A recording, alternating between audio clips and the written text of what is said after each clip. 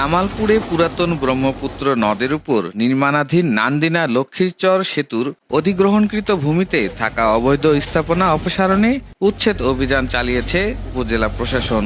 জামালপুর সদর উপজেলা ভূমি সহকারী কমিশনার তানভীর হায়দারের নেতৃত্বে এই উচ্ছেদ অভিযান পরিচালিত হয়। এ সময় এলজিইডি ও সেতুটির প্রকল্প কর্মকর্তা উপস্থিত ছিলেন। যোগাযোগ ব্যবস্থা সহজ করতে ব্রহ্মপুত্র নদের উপর ১০৬,৫২,০০,০০০ টাকা ব্যয়ে ৬০৬ মিটার দৈর্ঘ্য ও ১০ মিটার প্রস্থের পিসি গার্ডার সেতু নির্মাণ করছে এলজিইডি।